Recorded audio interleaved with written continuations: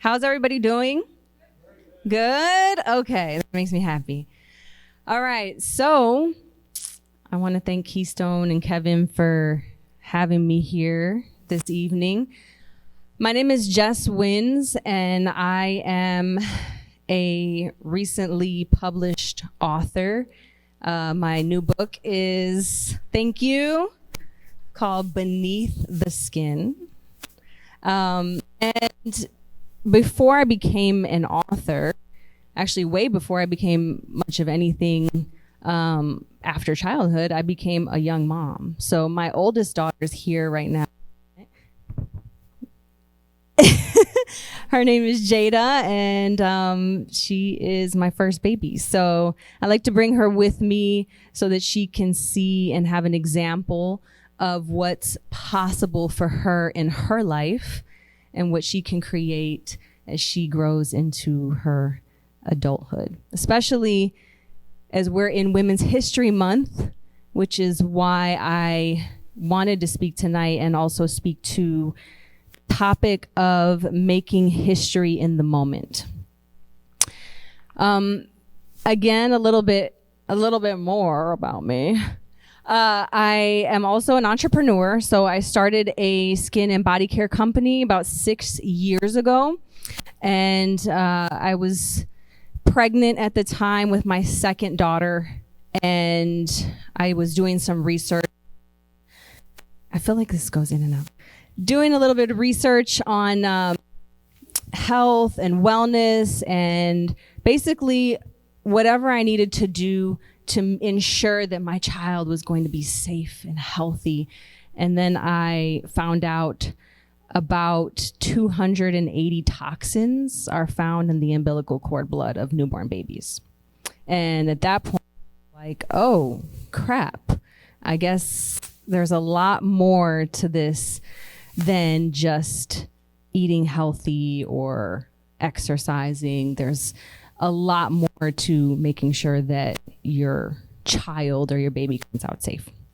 So fast forward, started the body care company, was doing that, had my kids with me along the way. I now have 3 daughters. And so making sure that they are able to have an example of a mom that's out here, that's pursuing her passion, that's living in her dharma is crucial and super important to me. So let's get into what it means to make history in the moment. When you think of someone that's making history or that made history, who do you think of?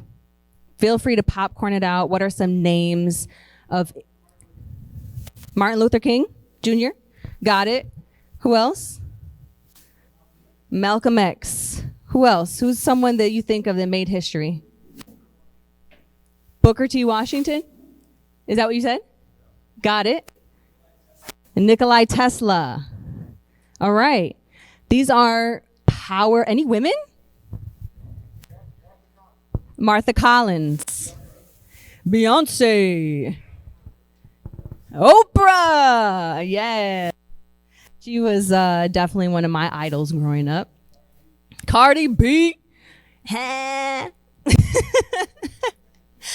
butchered that, sorry Cardi, but yeah. So these individuals, when you're thinking about someone that made history, you think someone that did something really big and powerful and profound. And that's great, right? I mean, yes, they did. They did something awesome. They did something noteworthy. They did something truly amazing, or not. Maybe they did something really bad. But ultimately, they're in the history books now. And so my invitation to you is to think about how you are making history, and that you don't need to do something big and awesome and amazing and just out of this world to be a history maker. You are making history in every moment that you are walking and breathing and existing in this world. And it's extremely important to remember that, because in every interaction and every engagement, you are making history. In every moment that someone engages with you and they walk away, will they remember who you are? And what will they remember about you? So I'm going to share a story with you about when I was a little girl. I grew up in the city of Chicago. I'm not a KC native. I am a transplant. But I do love it here. You guys are also warm and welcoming. So I did grow up in the city of Chicago. My mom was a single parent. She raised me by herself. I guess that's what that implies, right? Single parent. My father was absentee. I did not know who he was growing up. And, you know, needless to say, my mom struggled. She worked a lot of jobs. She started off in the restaurant industry. While she was pregnant with me, she was waiting tables and serving all the way up until she was ready to have me. I grew up in a family building. So I was blessed to have family above us. We were in the basement.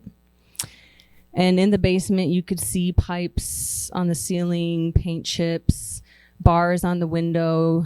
There wasn't a lot of light coming through. And for me as a little girl, it felt a lot like a prison. I hated going home. I always wanted to be out. And when my mom would go to work, at one point after she left the restaurant industry, she was in car sales. So she was a car saleswoman. She was actually the only female car saleswoman in the entire dealership. She worked at a dealership called Mid-City Nissan.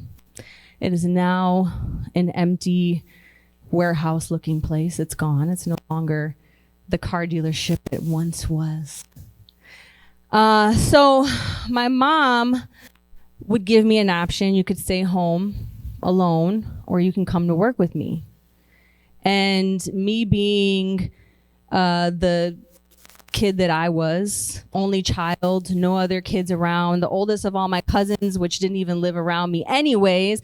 So I wasn't going to be doing anything. My only option was to go to work with my mom or stay in the prison that we lived in, what felt like a prison. So if you know anything about car sales, you know that you work about 12-hour days. Okay, they're there from like 9 in the morning until 9 p.m. And I would go with her and I would pack up my little, coloring book or notebook, whatever I had. We didn't have tablets or phones to play with and watch TikTok. So it was up to me to entertain myself and to engage and to just exist in this car sale dealership, Mid-City Nissan.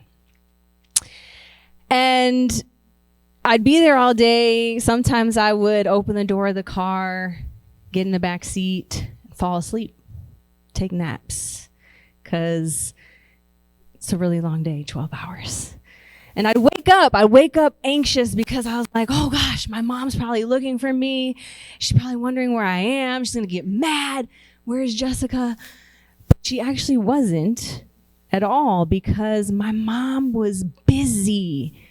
She was busy hustling. She was busy working, because if she didn't sell a car, that was the difference between whether we had food in the fridge or not. So she was a hustler, and I didn't even know that really truly until I got older. So when I reflect back, I would go look for her, and I'd be like, because I was hungry, or I was bored, look for her, and I would be like, Mom, I'm hungry, when go, are we gonna, and she'd be like, Jess, just wait. I have these customers, And I think they're going to get, I'm working with them. They're going to get their car, just give me a minute, please. Here's some money. Go to the vending machine. Get yourself a snack. So I would be patient, and oftentimes I would sit there and I would just watch her. I would watch how she engaged with these customers, because there was something truly magical about my mom. Like, she actually cared. When she would talk to these people and she would engage with them, she wasn't just selling them a car. She was building a relationship. And I didn't even truly understand it at the time, but she so often told me, Jessica, it's so important for me to take care of these people. I want to take care of them. And I really didn't truly understand what that meant. I mean, I would watch her, I would observe her, but I didn't understand what it meant to take care of these people. And maybe she used that terminology because she worked in the restaurant industry. So she knew what it meant to take care of customers and of clients, or of people that she served. But there was something really special about how she interacted, the connections that she made. And she also didn't want to come across as one of those grimy, conny, what's it called? What are some thoughts that you think of when you think of a car salesman? Greasy, right? Just like taking advantage. She never wanted anyone to think she was taking advantage of them. And the relationship that she built with them was so important to her. And from a business perspective, it was great. And it was really smart too, because she said, if they have a great experience and they feel like I took care of them and they know I took care of them, then they're going to refer to other people. And they'll come back again when they need a car, because they know they can trust me. So she was building relationships. She was building trust. And it's so important. It's one thing that I didn't even realize until I got older about who she was being in that moment. Her ways of being that allowed her to build and foster these kinds of relationships where when people left, they remembered her. And this is what I'm speaking to when I say, this is what it means to make history in the moment. See, my mom didn't have to do anything big or grand or out of this world to have made history, because for her 8-year-old daughter and for those people that she served, she made history in that moment. And when I grew up, and like I mentioned to you earlier, I became a mom, and I became a business owner myself. And what is the one thing?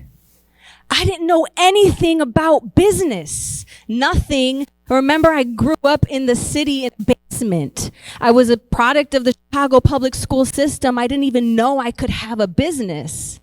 So when I figured out that I actually could have a company of my own, and I started it, and I began to get customers and clients of my own, the one thing I remembered to do was to take care of my people and to make sure that they felt taken care of, and that I connected with them, and that they trusted me, and that they knew they could trust me. And that relationship that I built with them was so important to me.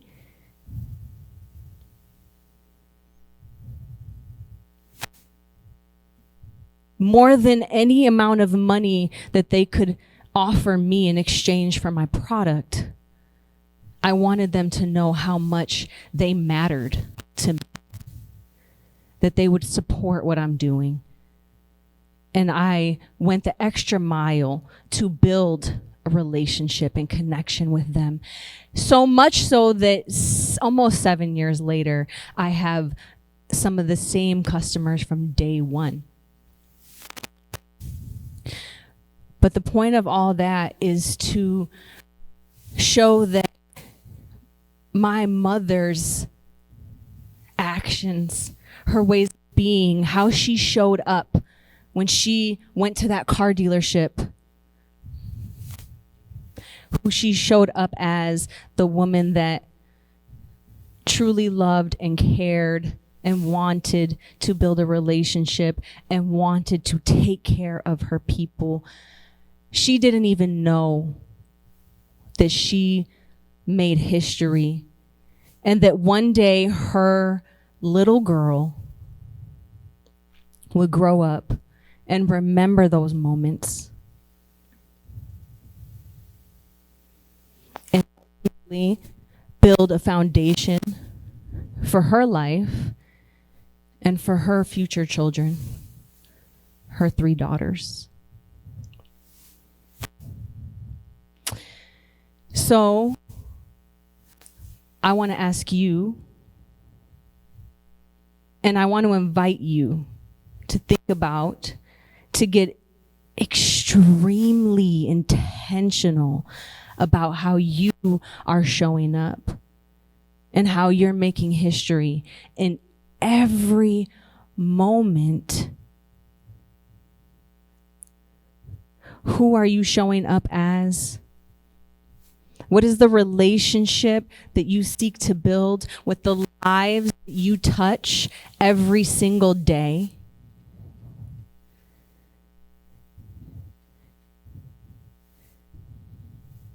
How are you expressing your magic, your divine essence in the world? How are you making history right now in this moment? In this moment, when we all leave today, who will I remember you as, and who will you remember me as?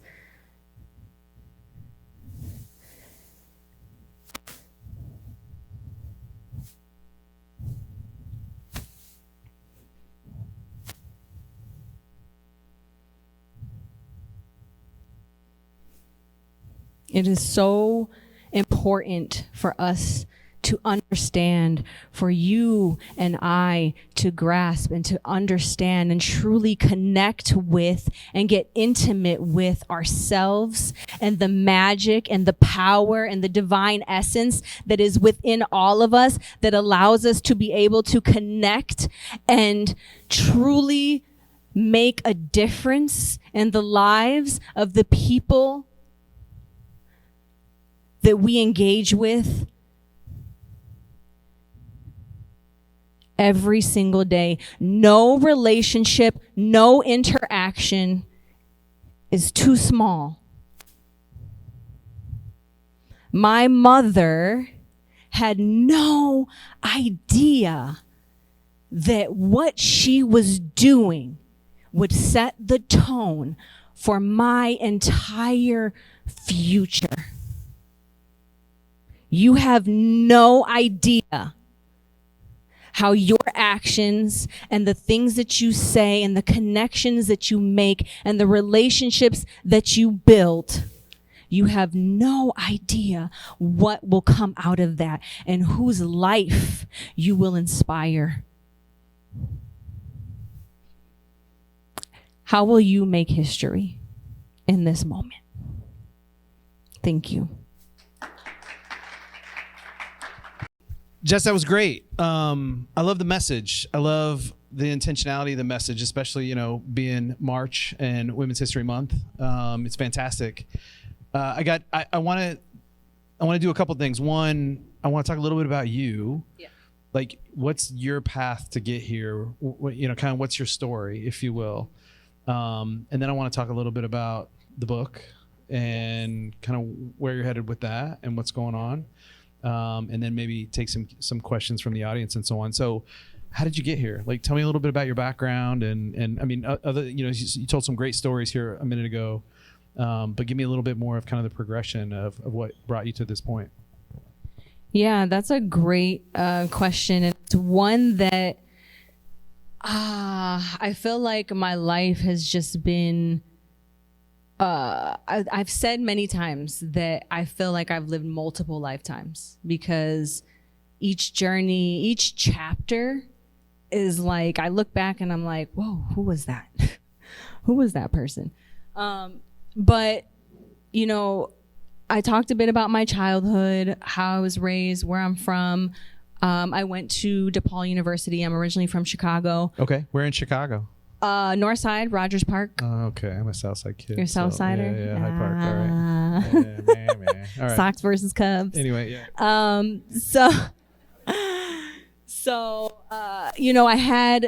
I got pregnant at an early age. I was definitely a wild teen.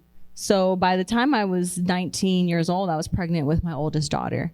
And I was essentially written off by a lot of family and people that I went to school with. It was automatically assumed that I wouldn't finish college and that I was pretty much done for. I was told I was going to be living on welfare. I was going to be on welfare and living in the projects.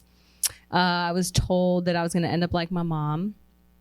I was pretty much, discarded in a lot of ways, and not just by family and people that I knew, but by her father as well. So I knew very early on that I was going to be a single mom.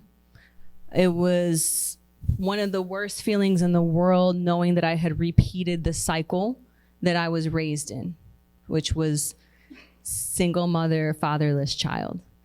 But how often that happens, right? And that moment was extremely defining for me, because I had an opportunity to say, okay, I can become the victim of my story. I can say, oh, well, this is how I was raised. This is all I know. Her father's not in the picture. He completely just decided to be absentee. And, this is what happened. This is what my life ended up as, and just go from that story. But in that moment, it was really important for me to realize that I created those circumstances and that I had the power to create something different for myself and for my child. So the taking ownership was the catalyst for you to then not to step out of the cycle, if you will, and to change the narrative or change the ultimate destination of where your life was going. But it was that ability to take personal ownership for kind of the situation that you were in. Absolutely. I mean, I've only, after a lot of personal development later in life, I've come to realize that's one of the most crucial things that we can do, is take ownership and 100% responsibility over the life that we've created for ourselves, because we are so freaking powerful and we can create everything, even the things that are so freaking crappy and that we can't believe that it's happening to us. Right. Oftentimes we think it's happening to us and we are the victim in our story. But it's just as possible for you to be the victor of your story, for you to be the creator of your life and choose a different path. So that was the turning point, because after that, I graduated college. I started a nonprofit. I started my company a few years later after that. I went with my girls and lived, abroad in Costa Rica with my two daughters alone. What brought that? Why? So what was the decision to go to Costa Rica? What was the catalyst for that for you? So when I started my nonprofit, we took inner city youth abroad and we brought them to Costa Rica. Okay. So that was the country that I was familiar with and I had connection to. So I had always wanted to live out of the country just was kind of a dream of mine. At one point, I wanted to be a travel blogger. So that was like, oh, okay, I'm going to go be a travel blogger in Costa Rica with my 2 daughters. We lived on an organic farm. Did you ever do that? Did you ever do some travel blogging? I did travel blogging while I was there. Yeah, I was right. You know, I mean, I was like, I didn't know what I was doing. And that's the thing is like, you just do it. You just go at life. Like this is why we're here. Right. You know, and it's like, you think too hard about something, it'll never happen. So for me, the circumstances were that my children's father, at the time, it's a lot of stuff going on there, but he was in a really bad depression. He decided to leave and go work abroad in the Middle East. And I was like, well, I'm not going to Saudi Arabia. So I guess I'll go to Costa Rica and live on an organic farm in the mountains.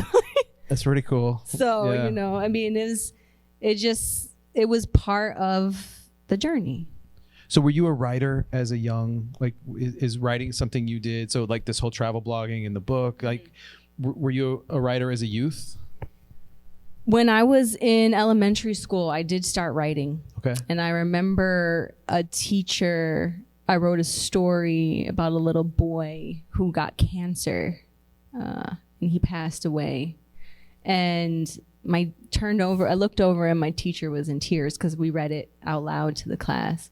And that was, I think, the first time that I realized I had any talent, you know, like any real talent. Yeah, like what? I was 13. Okay. 14. Mm-hmm. Yeah. Now, were these like, did you write a lot about lived experience? Was it something that was just more creative? Like creative. Okay. Yeah. Interesting. Yeah, that's fascinating. So, all right, so you're in Costa Rica, and then like, what brought you back? What brought me back was the realization of what it was going to take to build a life in another country. I had such a profound appreciation for people who immigrate to other countries at that point. Right. Because when you go somewhere and you don't, you know, my father is Mexican, but I didn't grow up with him. So I stopped speaking Spanish at the age of 6. So when I was in Costa Rica, I mean, I was pretty much still in this foreign country, not speaking their Spanish fluently. So I just had this profound appreciation because I realized how you transform yourself because you have to, like, you're in this other land and you don't want people to talk to you because you don't want to, like, so your personality changes. I mean, there's just so much that comes with immigrating and also my neighbors, God bless them, because I know that they meant well when they told me in Spanish that people steal children here. Okay, so they said people steal children here. And it doesn't create any anxiety. Right. Yeah, none at all. I was like, what? I wouldn't want to move from there. People I mean, why? steal children here? But I think what they meant was the same issue we have here. Children are abducted. Right. And it's terrifying here, but it was the thought of that happening at, like, the market. We'd go to this farmer's market, and the thought of turning around and my 2-year-old and 8-year-old being gone and not being able to scream and for help and someone know what I'm saying was like, it began to really eat away at me. It's kind of like my worst fear when I travel is that I'm gonna get sick. And when I say like sick, not like food poisoning or water, like sick from the water or something, like I'm gonna have to go to the hospital because the infrastructure is different. The whole, like you said, you're not in your surroundings, if you will. Right. And so that was just pervasive for you, like this idea that you were constantly in that anxiety of raising kids, not just living, but having to raise children in that kind of environment. So that brought you back. Yeah. Eventually I just couldn't handle it anymore. Yeah. And I knew that I needed to come back. And I told everybody before I left Chicago, I'm not coming back to Chicago. I'm leaving. I'm out of here. Because you don't want to have to go back to that, your inner city. Facts. So if I share a quick personal story. So my sister, Satu, had her first baby when she was 14, her second baby when she was 15, with South Chicago. And it's a very similar situation, sounds like. And you know, a lot of family, I would say, turned on her, or at least, you know, saw her very differently and didn't support her the way they probably could have or should have. Mom. When she left Chicago, it was like one of those situations, like, I'm leaving and I'm not coming back. So I've seen that story play out, and I understand that. So when you came back, where did you, like, so you didn't go back to Chicago? No, I did. I actually came back at that point. Yeah. I came back because their dad was gone. I had no one, you know, I really didn't have any other options at that point other than to return to Chicago. But I had a new level of gratitude for my city at that point, because Did you go back to the north side? Yes, I did. Unfortunately, went back to the north side. But yeah, I had a new appreciation for it, because I knew what it was like to be. You're coming home. Yeah, I mean, well, from that, from being in a place where I didn't know, you know, left from right sometimes. So yeah, it was good to be home at that point, and I stayed there for about 6 years or so before leaving to come here. Okay. Mm-hmm. And how long have you been in Kansas City? About 2.5 years. All right. Yes. So let's talk about the book. Yes. So why? It was, first of all, talk a little bit about, like, what's the book about? Like, what was the reason behind it? Yeah. So I actually started writing the book in Costa Rica. Okay. Yeah. I started writing it there. I woke up one night, middle of the night, and I had all these downloads in my head, and I grabbed my phone and I just started typing everything out. And I was like, I'm going to write a book. This is going to be a book one day. And then when I came back to Chicago, I actually had my mom and a friend of mine read it. And my mom did not like it. But I really didn't even speak to anything negative. Yeah, what did she like about it? I think she perceived it as like, wow, like you're sharing this about your life. This might make me look bad. Right. You know? So that actually is one of the reasons why it took me so long to decide to publish it. And there's still, unfortunately, issues with that. Yeah, I can imagine. Yeah. So was the reason for writing it to get the story out of your head, or was it to help others? Like, help others, 1000%. Because for me, really and truly, the essence of it is about creating the life that you desire for yourself. That your circumstances are not, they're not permanent. You are not defined by your situation or what happens to you. You can reshuffle the deck of the cards that you were dealt. And so many people hold on to, unfortunately, the strikes that were against them, rather than seeing the future and the possibilities of what they can step into and create in their life, because it's unlimited potential and possibility. And so for me, having my daughter and being alone and finishing school and starting a nonprofit and not even knowing what I was doing, and people questioning me like, how are you going to do that? Ultimately, it was like, just do it. Just freaking do it. And that is where I feel like a lot of times individuals don't truly understand the power that they have to alchemize a situation and transmute the pain. You can use your pain as a means of power. You can transmute that into something. Like, we are freaking magical beings, and it's fascinating what can be created when you harness that energy. And that is what I don't say it in that way specifically, but in so many words. It was pretty eloquent. You could say it that way. That was pretty good. In the book, I don't say it totally in that way, but in many words, I do. So that is what I wanted to get across to people, and especially young, the youth. But anyone can hear this message. I've read the freaking book since I wrote it, and I'm like, oh, that is not right. Yeah. I forgot about that. Lessons in there for yourself. Yeah, it's a reminder for myself. And ultimately, I dedicate the book to my girls, because if there's anything that I'm very keenly aware of, I used to be terrified of death. Like, I wouldn't even get a life insurance policy, because you were just in denial about the prospect of the thought of death terrified me. And I lost a lot of people at a young age. Mm-hmm. So young, people that were close to me died at 16, 19, young kids. And so the thought of death was just like, no, I don't want to ever think of that happening to me. But what I realized was that I was so fearful because I was not truly tapped into my dharma, truly tapped into my mission here.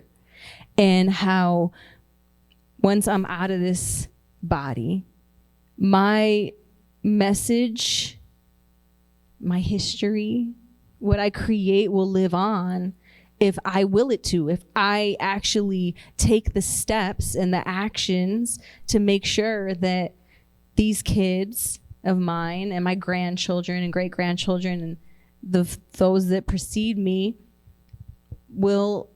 I'll live on in their spirit no matter what. So for me, the book was so much a part of that. It was something that I will leave, that will continue on until it doesn't, I guess. Yeah, absolutely. I mean, that's it's one piece of your legacy now, because it's out there, right? Absolutely.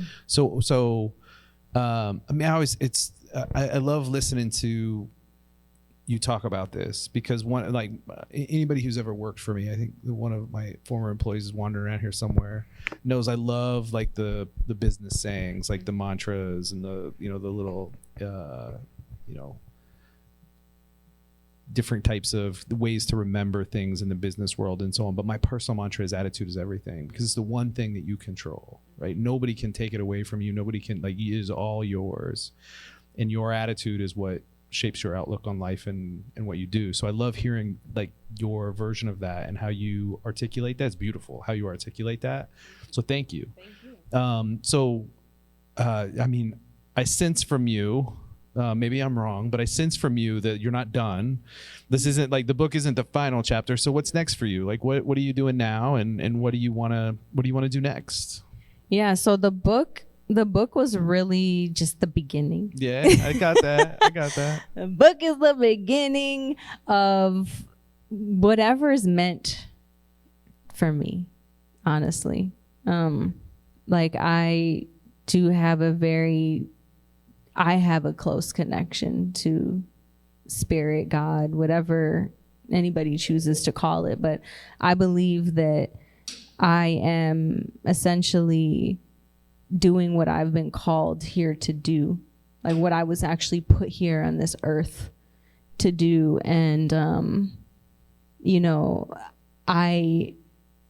my desire is to connect with people, to inspire, to motivate. I would love to continue speaking and hone that skill set. I have another business kind of in the works, like a course, but something bigger, a platform that I'm working on. So, I mean, yeah, as long as I'm breathing, I'm going hard in the paint. Right on. Good for you, and good for us, though. I mean, I think your message is amazing, and I'm sure based on kind of your story and and what you've shared with us tonight, I can't wait to see what's next. Thank you. And let us know how we can help you I appreciate in that journey, for sure. Thank you so much. So in closing, I guess, like, what's the one, like, very simple, so people who are dealing with pain, or people who are dealing with, kind of those situations in life where it feels like, we talk a lot about mental health. We talk about entrepreneurship and mental health. We talk about, this crisis that we're in right now, this mental health crisis. So for people who are kind of in that, feeling like it's stacked against them, right? Like, what's your piece of advice? Like, what's the one thing that you would say to them about that? Yeah. So when you're in that, that's a really tough thing. What I want people to understand is that you are not your illness. You are not that, because I think so often we identify with our conditions, and it's deep, man. It's deep. Like, that's why there's the whole, like, do the work thing. But so much of that is a lot. Listen, I'm not a psychologist. I'm not a professional, so I don't, take what I say with a grain of salt, or whatever lands. But some of the darkest depressions that I've had in my life were the result of my subconscious junk coming to the surface that needed to be resolved, and traumas and pain and hurts that I'd experienced in my life that I stuffed away and didn't work through or even know how to tackle. So, and the subconscious mind is what is our drivers. It's crazy how we can get so caught up in that, because it can take over. So personal development, self-development is just, listen, you only have one self. Like, working on you should never feel guilty for working on yourself, because without you, like, nothing else matters in your life, right? So that's typically what, like, I would recommend to do whatever one needs to do to heal and to focus on just getting better. Read the books, listen to the podcasts, pray, meditate, get in the sun, eat a healthy diet, move your body. Like, and I'm speaking because I do these things. So I'm not just preaching out of nothing. Like, when I'm not doing any of these certain things, like, I feel it in my whole spirit and being. So, and it can change drastically just from tweaking certain things. So I feel like that was a whole lot of nothing. I don't know. It was a ramble. It was a ramble, but like, it's layered, We're onions. We're constantly pulling away at the pieces and the layers of ourselves. And as soon as we get one layer off, there's a whole nother one that we got to deal with. And it freaking sucks, but like, that's growth. Like, that is this journey. We are living the human experience. You can't escape the pain. The ones who tell the worst stories about you are the voices in your head, right? That's right. Yeah, so, we're our own worst critics. Yeah, for sure. So again, Jess, thank you so much for being here. Thank you for spending some time with us. I really appreciate it. Good luck with the book. I appreciate that. When you get to the next chapter and you're starting to do amazing things, come back and see us. Absolutely. Thank you. Right, I appreciate you, Kevin. Thanks a lot.